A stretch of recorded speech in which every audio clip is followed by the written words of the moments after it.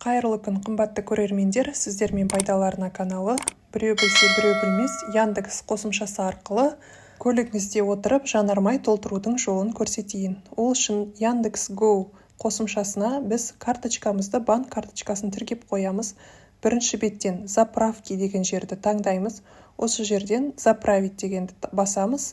Машинаны таңдаудың қажеті жоқ. Картадан сізге жақын қандай жанармай құятын орын бар, сол жер шығады. Мысалға, менің жағдайымда Гелиос шығып тұр. Гелиосты осы жерден таңдаймын.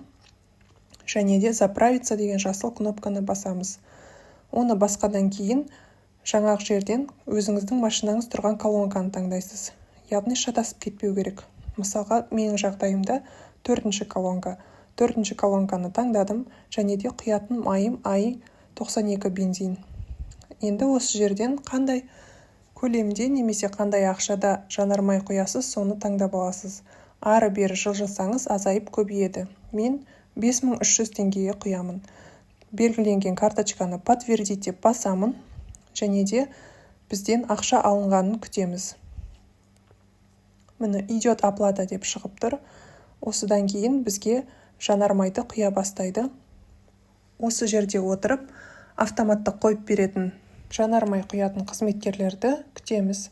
Және ол кісілер автоматта қойғаннан кейін сіздің жанармайыңыз құйыла бастайды. Барлығы толығымен құйылып біткеннен кейін осындай болып шығады. Осы жерден закрыть деген кнопканы басамыз. Жаңа өздеріңіз көріп отырғандай, біздің жанармайымыз құйылды, және де банк карточкасынан керекті ақша шешілді. Егер ақпарат пайдалы болса, мен қуаныштымын. Арнаға міндетті түрде тіркеліп, лайк басып, комментарий қалдыруды ұмытпаңыздар, достар.